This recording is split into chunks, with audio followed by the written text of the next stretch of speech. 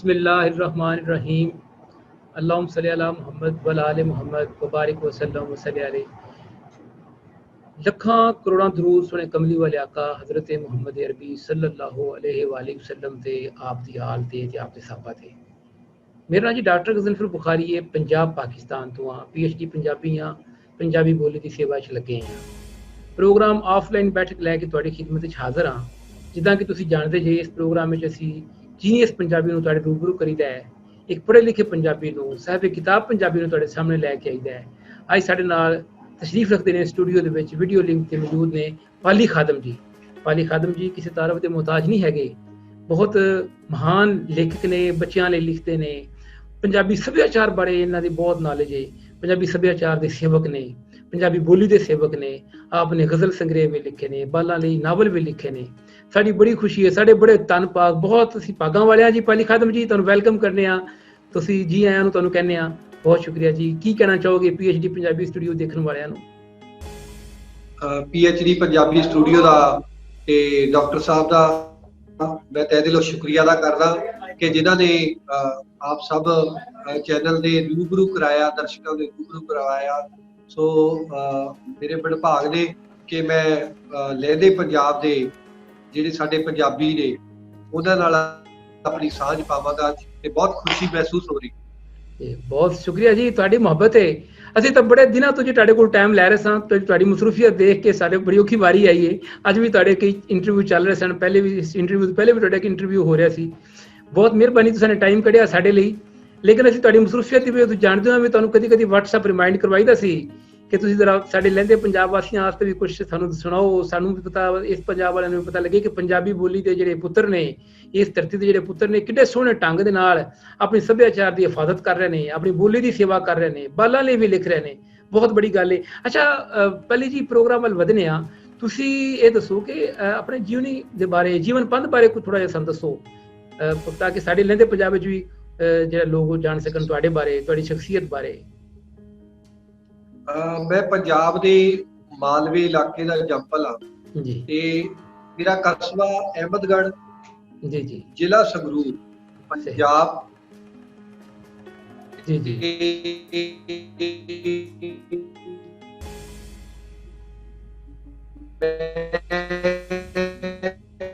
जी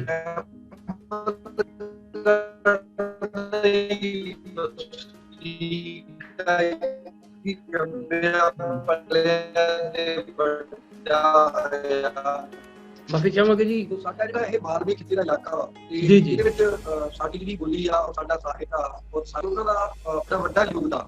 सो उन्हां दा सारा जिहड़ा रलवा मिलावा जिहड़ा कारज आ वो अगे मेरे कोल पहुंचिया, क्योंकि जो भी असीं चीज़ आ तो मेरे तक आया ते अगे मैं अपने जिहड़े स्कूल दे विच मैं टीचर लग्या होया ते उत्थे बच्चियां दे नाम साज ने ਜਾਂ ਪੰਜਾਬੀ ਸਾਹਿਤ ਆ ਉਸ ਨੂੰ ਬੱਚਿਆਂ ਤੱਕ ਪਹੁੰਚਾ ਰਿਹਾ, ਕਿਉਂਕਿ ਇਹ ਇੱਕ ਜਿਹੜੀ ਚੇਨ ਹੁੰਦੀ ਆ ਜੀ, ਜਿਹੜੀ ਇਹ ਚੇਨ ਆ, ਇਹ ਚੇਨ ਦੇ ਰੂਪ ਦੇ ਵਿੱਚ ਹੀ ਕੰਮ ਕਰਦੀ ਆ। ਕੋਈ ਵੀ ਅਸੀਂ ਕੋਈ ਕਲਾ ਵਾ ਜਾਂ ਕੋਈ ਸਾਡਾ ਸਾਹਿਤ ਆ, ਕੋਈ ਵੀ ਚੀਜ਼ ਆ, ਉਹ ਅਸੀਂ ਆਪਣੇ ਪੁਰਖਿਆਂ ਤੋਂ ਲੈ।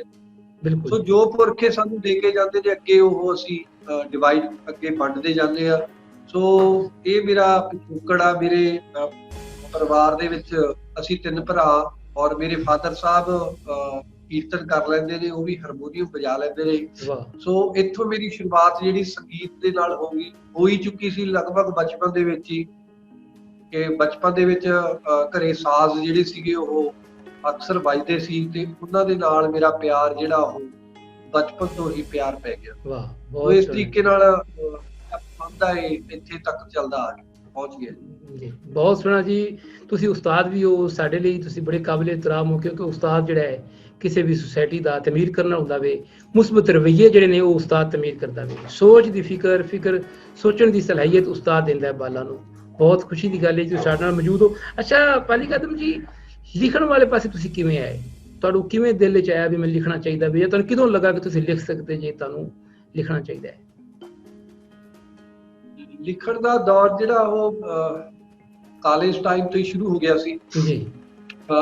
ਕੱਚ ਘੜਤ ਲਿਖਤਾਂ ਜਿਵੇਂ ਅਸੀਂ ਕੋਈ ਵੀ ਜਦੋਂ ਉਸ ਉਮਰ ਦੇ ਵਿੱਚ ਲੰਘਦਾ ਤੇ ਹਰ ਇਨਸਾਨ ਜਿਹੜਾ ਵਾ ਉਹ ਲਿਖਣ ਦੀ ਕੋਸ਼ਿਸ਼ ਕਰਦਾ, ਤੇ ਮੈਂ ਵੀ ਉਸ ਦੌਰ ਦੇ ਵਿੱਚ ਲੰਘਿਆ ਤੇ ਉਹ ਲਿਖਣ ਲੱਗ ਗਿਆ ਜੀ। ਚਲੋ। ਤੇ ਪਰ ਮਤਲਬ ਮੇਰਾ ਜਿਹੜਾ ਲਿਖਣ ਦਾ ਢੰਗ ਸੀ ਉਹ ਬੜਾ ਕੱਚਾ ਸੀ। ਜੀ ਜੀ ਤੇ ਫਿਰ ਉਸ ਬਾਬਤ ਮੈਂ ਮਤਲਬ ਡਾਕਟਰ ਐਸਟਰ ਸੇਬ ਜੀ ਸਾਡੇ, ਤੇ ਉਹ ਹੁਣ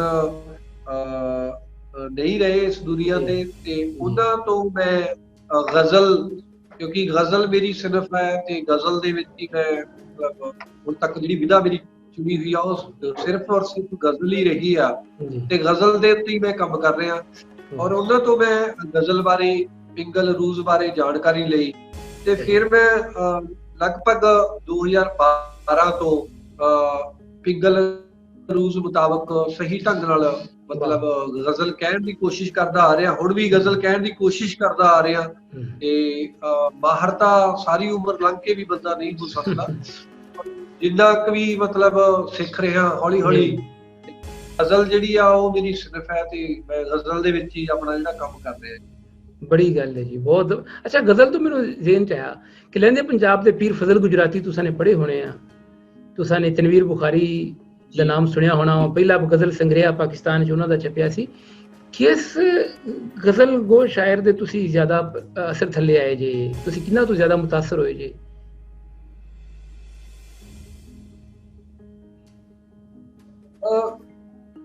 ਗਜ਼ਲ ਜਿਵੇਂ ਹੁਣ ਤਾਹਿਰਾ ਸਰਾ ਮੈਡਮ ਨੇ, ਉਹ ਵੀ ਤੁਹਾਡੇ ਬਹੁਤ ਵਧੀਆ ਲਿਖਦੇ ਸੀ, ਗੁੱਜਰ ਜੀ ਨੇ, ਸਾਰਿਆਂ ਨੂੰ YouTube, ਕਿਉਂਕਿ YouTube ਤੇ ਸੋਸ਼ਲ ਮੀਡੀਆ ਇੰਨਾ ਵਾਈਡ ਹੈ ਕਿ ਅਸੀਂ ਸਾਰੀ ਦੁਨੀਆ ਇੱਕ ਪਿੰਡ ਦੇ ਰੂਪ ਦੇ ਵਿੱਚ ਵਿਕਸਿਤ ਹੋ ਚੁੱਕੀ ਆ, ਤੇ ਬੜਾ ਸੌਖਾ ਸਾਨੂੰ ਹਰੇਕ ਨਾਲ ਅਸੀਂ ਜੁੜ ਸਕਦੇ ਹਾਂ। ਤੇ ਉੱਥੋਂ ਮੈਨੂੰ ਸੁਣਨ ਦਾ ਮੌਕਾ ਮਿਲਿਆ, ਪੜ੍ਹਨ ਦਾ ਮੌਕਾ ਮਿਲਿਆ। ਇੱਥੇ ਵੀ ਕਈ ਕਿਤਾਬਾਂ ਜਿਹੜੀਆਂ ਪੜ੍ਹਨ ਸੁਣਨ ਨੂੰ ਮਿਲਦੀਆਂ। ਸਾਡੀ ਸਾਂਝ ਇਹ ਆ ਕਿ ਸਾਡੀ ਜਿਹੜੀ ਭਾਸ਼ਾ ਉਹ ਇੱਕ ਹੈ, ਇਹ ਬਹੁਤ ਵੱਡੀ ਸਾਂਝ ਹੈ। ਜੀ ਜੀ ਬਿਲਕੁਲ। ਲਹਿੰਦੇ ਪੰਜਾਬ ਔਰ ਚੜ੍ਹਦੇ ਪੰਜਾਬ ਦੇ ਵਿੱਚ ਵੱਡੀ ਸਾਂਝ ਹੈ ਕਿ ਸਾਡੀ ਭਾਸ਼ਾ ਇੱਕ ਆ, ਔਰ ਸਾਡਾ ਜਿਹੜਾ ਕਹਾਰ ਆ ਕਿ ਹੁਣ ਦੌਰ ਦੇ ਨਾਲ ਨਾਲ ਥੋੜਾ ਥੋੜਾ ਬਦਲ ਵੀ ਚੁੱਕਿਆ ਹੋਏਗਾ, ਪਰ ਫਿਰ ਵੀ ਮੈਂ ਸਮਝਦਾ ਵੀ ਉਸੇ ਤਰੀਕੇ ਦੇ ਕਾਰ ਵਿਹਾਰ ਅਜੇ ਵੀ ਉੱਥੇ ਚੱਲਦੇ ਹੋਣਗੇ ਜੋ ਸਾਡੇ ਪਿਤਾ ਪੁਰਖੀ ਜਿਹੜੇ ਉੱਥੇ ਛੱਡ ਕੇ ਆਏ ਸੀ, ਉਸੇ ਤਰੀਕੇ ਦਾ ਮਾਹੌਲ ਉੱਥੇ ਹੋਏਗਾ। ਤੇ ਉਹਦਾ ਪ੍ਰਭਾਵ ਜਿਹੜਾ ਉਹ ਸਾਡੀ ਲਿਖਣੀ ਤੇ ਵੀ ਪੈਣਾ ਹੁੰਦਾ। ਹੁਣ ਜਿਵੇਂ ਸਾਡੀਆਂ ਜਿਹੜੀਆਂ ਗਜ਼ਲਾਂ, ਮੈਂ ਜਿਹੜਾ ਸਮਝਦਾ ਵੀ ਸਾਡੇ ਪੰਜਾਬ ਦੀਆਂ ਜਿਹੜੀਆਂ ਗਜ਼ਲਾਂ ਨੇ ਉਹਨਾਂ ਦੇ ਵਿੱਚ ਜ਼ਿਆਦਾ ਬੌਧਿਕਤਾ ਹੁੰਦੀ ਹੈ, ਪਰ ਜਿਹੜੇ ਲਹਿੰਦੇ ਪੰਜਾਬ ਦੀ ਗਜ਼ਲ ਹੈ ਉਹ ਬੜੀ ਸਾਦ ਮੁਰਾਦੀ ਔਰ ਸਿੱਧੀ ਸਿੱਧੀ ਸਮਝ ਆਉਣ ਵਾਲੀ ਭਾਸ਼ਾ ਦੇ ਵਿੱਚ ਹੁੰਦੀ ਆ। ਸਹੀ। ਇਹ ਮਤਲਬ ਚਲੋ ਗਜ਼ਲ ਕਹਿਣ ਦਾ ਆਪਣਾ ਆਪਣਾ ਅੰਦਾਜ਼ ਆ, ਆਪਣਾ ਆਪਣਾ ਢੰਗ ਆ। ਔਰ ਸਾਡੇ ਕੋਲੇ ਬਹੁਤੇ ਸ਼ਾਇਰ ਅੱਜ ਜਿਹੜੀ ਸਾਡੀ ਦੌੜ ਆ ਉਹ ਅਸੀਂ ਬੌਧਿਕਤਾ ਵੱਲ ਬਹੁਤ ਭੱਜ ਰਹੇ, ਵੀ ਜਿੰਨਾ ਚਿਰ ਗਜ਼ਲ ਦੇ ਵਿੱਚ ਬੌਧਿਕਤਾ ਦੀ ਤੇ ਉਹਦੇ ਵਿੱਚ ਗਜ਼ਲੀਅਤ ਨਹੀਂ ਆਉਂਦੀ।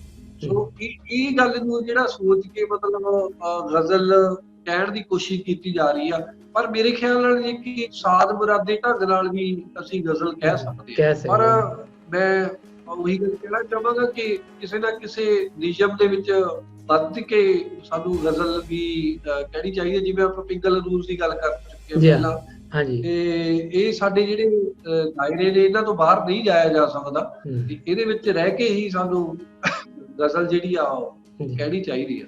ਬਹੁਤ ਸੋਹਣਾ ਜੀ, ਬਿਲਕੁਲ। ਇਹ ਵਾਕਈ ਇਸ ਤਰ੍ਹਾਂ ਜੀ ਕਿ ਮੈਂ ਜਦੋਂ ਮਾਫੀ ਚਾਹਾਂਗਾ, ਚੜ੍ਹਦੇ ਪੰਜਾਬ ਦੇ ਜਦੋਂ ਮੈਂ ਪੜ੍ਹਨਾ ਵਾ, ਸ਼ਾਇਰੀ ਪੜ੍ਹਨਾ ਵਾ, ਤੇ ਬੜੇ ਭਾਰੇ ਭਾਰੇ ਵੱਡੇ ਵੱਡੇ ਲਫ਼ਜ਼ ਲੈ ਕੇ ਆਉਂਦੇ ਨੇ, ਬਹੁਤ ਭਾਰੀ ਭਰਕਮ ਕਿਸਮ ਦੇ। ਤੇ ਲੇਕਿਨ ਇਹ ਹੈ ਕਿ ਬਹੁਤ ਸੋਹਣਾ ਜੀ। ਲੇਕਿਨ ਤੁਸੀਂ, ਮੈਂ ਬੜਾ ਖੁਸ਼ ਹੋਇਆ ਵਾਂ ਕਿ ਤੁਸੀਂ ਸਾਦ ਮੁਰਾਦੀ ਜ਼ਬਾਨ ਇਸਤੇਮਾਲ ਕਰਦੇ ਹੋ, ਤੁਸੀਂ ਜਿਵੇਂ ਦੱਸ ਰਹੇ ਹੋ। ਅੱਛਾ, ਮੈਂ ਇਹ ਕਹਾਂਗਾ, ਮੈਂ ਇੱਕ ਦਿਨ ਦੇਖ ਰਿਹਾ ਸੀ ਤੁਹਾਨੂੰ ਫੇਸਬੁੱਕ ਤੇ ਲਾਈਵ, ਤੁਸੀਂ ਵੱਡੇ ਵੱਡੇ ਸਾਈਕਲ ਤੇ ਜਾ ਰਹੇ ਸੀ। ਸਾਈਕਲਿੰਗ ਕਰਨ ਦਾ ਸ਼ੌਕ ਹੈ ਜਾਂ ਆਦਤ ਹੈ ਤੁਹਾਡੀ ਸਵੇਰੇ ਵਾਕ ਕਰਨਾ, ਸਾਈਕਲ ਤੇ ਜਾਣਾ? ਇਸ ਬਾਰੇ ਕੋਈ ਦੱਸੋ। ਹਾਂ, ਲਾਕਡਾਊਨ ਦੇ ਵਿੱਚ ਸਾਈਕਲਿੰਗ ਅਸੀਂ ਕਰਦੇ ਆ, ਹੁਣ ਵੀ ਜਾਂਦੇ ਆ। ਔਰ ਕਿਉਂਕਿ ਲਾਕਡਾਊਨ ਦੇ ਵਿੱਚ ਅਸਲ ਦੇ ਵਿੱਚ ਪ੍ਰੋਬਲਮ ਤਾਂ ਇਹ ਰਹਿੰਦੀਆਂ ਨੇ ਵੀ ਸਵੇਰੇ ਸਵੇਰੇ ਅਸੀਂ ਕਿਸੇ ਨਾਲ ਮੁਲਾਕਾਤ ਨਹੀਂ ਕਰਦੇ, ਔਰ ਸਵੇਰੇ ਸਵੇਰੇ ਕਿਸੇ ਨਾਲ ਨਾ ਬਿਨਾਂ ਮਿਲੇ ਸਾਈਕਲਿੰਗ ਕਰਕੇ ਥੋੜੀ ਜਿਹੀ ਐਕਸਰਸਾਈਜ਼ ਹੋ ਜਾਂਦੀ ਆ, ਔਰ ਸਾਡਾ ਜਿਹੜਾ ਮਨ ਆ ਉਹਦੇ ਵਿੱਚ ਵੀ ਇੱਕ ਅਲੱਗ ਜੀ ਕਸ਼ਿਸ਼ ਪੈਦਾ ਹੋ ਜਾਂਦੀ ਹੈ। ਬਸ ਇਹੀ ਮਕਸਦ ਹੁੰਦਾ ਸਵੇਰੇ ਜਦੋਂ ਅਸੀਂ ਸੈਰ ਤੇ ਜਾਂਦੇ ਆ ਜਾਂ ਸਾਈਕਲਿੰਗ ਕਰਦੇ ਆ ਤੇ ਸਾਡਾ ਸਰੀਰ ਫਿੱਟ ਹੋ ਜਾਂਦਾ। ਬਸ ਇਸੇ ਕਰਕੇ ਮਤਲਬ ਸਾਈਕਲਿੰਗ ਜਿਹੜੀ ਆ ਉਹ ਅਲੱਗ-ਅਲੱਗ ਪਿੰਡਾਂ ਦੇ ਵਿੱਚ ਜਾਂਦੇ ਆ। ਜੀ ਜੀ। ਬਾਕੀ ਦੇ ਪਿੰਡਾਂ ਦਾ ਮਾਹੌਲ ਵੀ ਦੇਖਦੇ ਆ ਸਵੇਰੇ ਸਵੇਰੇ, ਬੜਾ ਵਧੀਆ ਲੱਗਦਾ ਹਨ। ਜੀ ਜੀ, ਵਾਹ ਵਾਹ, ਬਹੁਤ ਬੜੀ ਗੱਲ ਹੈ ਜੀ। ਦੂਸਰਾ ਤੁਸੀਂ ਉਸਤਾਦ ਜੀ, ਅਧਿਆਪਕ ਜੀ, ਬੜੇ ਬਖਤਾਂ ਵਾਲੇ ਤੁਹਾਡੇ ਤਾਲਿਬ ਇਲਮ ਹੋਣਗੇ, ਅਸੀਂ ਉਹਨਾਂ ਨੂੰ ਤਾਲਿਬ ਇਲਮ ਕਹਿੰਦੇ ਹਾਂ, ਵਿਦਿਆਰਥੀ ਕਹਿੰਦੇ ਹੋ ਤੁਸੀਂ, ਬਹੁਤ ਬਖਤਾਂ ਵਾਲੇ ਹੋਣਗੇ ਜਿਹੜੇ ਤੁਹਾਡੇ ਕੋਲ ਪੜ੍ਹਦੇ ਨੇ। ਅੱਛਾ, ਤੁਸੀਂ ਇਹ ਦੱਸੋ ਕਿ ਪੰਜਾਬ ਦੇ ਸਕੂਲਾਂ ਦੇ ਵਿੱਚ ਸਾਡੀ ਮਾਂ ਬੋਲੀ ਦੀ ਕੀ ਹਾਲਤ ਹੈ ਜੀ? ਪੰਜਾਬੀ ਨਾਲ ਕਿੰਨਾ ਕੁ ਜੁੜੇ ਤੇ ਬੱਚਿਆਂ ਦੀ ਕਿੰਨੀ ਕੁ ਪੜ੍ਹਾਈ ਜਾ ਰਹੀ? ਕਿਉਂਕਿ ਸਾਨੂੰ ਇੱਥੇ ਬੈਠਿਆ ਨਹੀਂ ਇਲਮ, ਤੁਸੀਂ ਜ਼ਰਾ ਦੱਸੋ, ਹੋ ਤੁਸੀਂ ਉਸ ਡਿਪਾਰਟਮੈਂਟ ਦੇ ਅਹਿਮ ਫਿਗਰ ਜੀ। ਦੇਖੋ, ਜਦੋਂ ਅਸੀਂ ਪੰਜਾਬੀ ਭਾਸ਼ਾ ਦੀ ਗੱਲ ਕਰਦੇ ਆ, ਜਿਹੜੇ ਗਵਰਨਮੈਂਟ ਆਫ ਪੰਜਾਬ ਦੇ ਸਕੂਲ ਨੇ, ਹਾਂਜੀ ਪੰਜਾਬ ਸਰਕਾਰ ਜਿਹੜੇ ਸਕੂਲਾਂ ਨੂੰ ਚਲਾ ਰਹੀ ਆ, ਜਿਨ੍ਹਾਂ ਨੂੰ ਅਸੀਂ ਸਰਕਾਰੀ ਸਕੂਲ ਵੀ ਕਹਿੰਦੇ ਆ, ਅਗਰ ਅਸੀਂ ਉਹਨਾਂ ਦੀ ਗੱਲ ਕਰਦੇ ਆ ਤਾਂ ਉਹਨਾਂ ਦੇ ਵਿੱਚ ਜਿਹੜੀ ਪੰਜਾਬੀ ਭਾਸ਼ਾ ਔਰ ਉਹ ਇੱਕ ਨੰਬਰ ਤੇ ਚੱਲ ਰਹੀ ਆ। ਉਹਨਾਂ ਦੇ ਵਿੱਚ ਪੰਜਾਬੀ ਬੜੇ ਵਧੀਆ ਢੰਗ ਨਾਲ ਬੋਲੀ ਜਾਂਦੀ ਹੈ, ਔਰ ਕੋਈ ਕਿਸੇ ਤਰ੍ਹਾਂ ਦੀ ਕੋਈ ਜੁਰਮਾਨਾ ਨਹੀਂ ਲਗਾਇਆ ਜਾਂਦਾ। ਔਰ ਉਹ ਜਦੋਂ ਅਸੀਂ ਪ੍ਰਾਈਵੇਟ ਸਕੂਲਾਂ ਦੀ ਗੱਲ ਕਰਦੇ ਆ ਤਾਂ ਇੱਥੇ ਕਈ ਇਹੋ ਜਿਹੇ ਸਕੂਲ ਨੇ ਜਿੱਥੇ ਪੰਜਾਬੀ ਬੋਲਣ ਤੇ ਤੁਹਾਨੂੰ ਜੁਰਮਾਨਾ ਹੋਵੇ, ਉਹ ਜੁਰਮਾਨਾ ਭਰਨਾ ਪੈਂਦਾ ਵੀ। ਹਾਂਜੀ, ਤੇ ਇਹੋ ਜਿਹੇ ਵੀ ਸਕੂਲ ਨੇ, ਅਗਰ ਤੁਸੀਂ ਮਤਲਬ ਉਹਨਾਂ ਨੂੰ ਪੇਰੈਂਟਸ ਨੂੰ ਬੁਲਾਇਆ ਜਾਂਦਾ ਔਰ ਉਸ ਬੱਚੇ ਦੀ ਜਿਹੜੀ ਆ ਉਹ ਸ਼ਿਕਾਇਤ ਕੀਤੀ ਜਾਂਦੀ ਆ ਵੀ ਤੁਹਾਡਾ ਬੱਚਾ ਜਿਹੜਾ ਉਹ ਪੰਜਾਬੀ ਦੇ ਵਿੱਚ ਗੱਲ ਕਰ ਰਿਹਾ, ਔਰ ਉਹਨਾਂ ਨੂੰ ਫਾਈਨ ਲਗਾਇਆ ਜਾਂਦਾ।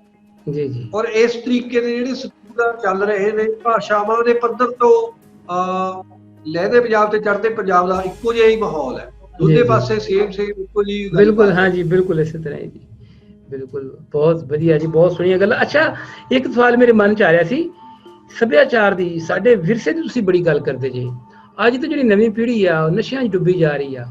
ਤੁਸੀਂ, ਤੁਹਾਡੇ ਵਰਗੀ ਸ਼ਖਸੀਅਤਾਂ ਸਾਨੂੰ ਇੱਕ ਕਿਰਨ, ਉਮੀਦ ਦੀ ਕਿਰਨ ਨਜ਼ਰੀ ਆਉਂਦੀਆਂ ਵਾ, ਜਿਹੜੀਆਂ ਚਾਹੁੰਦੀਆਂ ਵਾ ਕਿ ਨਵੀਂ ਪੀੜ੍ਹੀ ਨੂੰ ਇਸ ਬੰਨੇ ਲਾਇਆ ਜਾਏ, ਤੇ ਕਿੰਨੀਆਂ ਕੁ ਤੁਹਾਡੀਆਂ ਕੋਸ਼ਿਸ਼ਾਂ ਸਫਲ ਹੋ ਰਹੀਆਂ ਨੇ, ਤੇ ਕੀ ਕਹਿਣਾ ਚਾਹੋਗੇ, ਇਹ ਨਸ਼ੇ ਤੋਂ ਕਿਸ ਤਰ੍ਹਾਂ ਜਾਨ ਛੁਡਾਈ ਜਾ ਸਕਦੀ ਆ?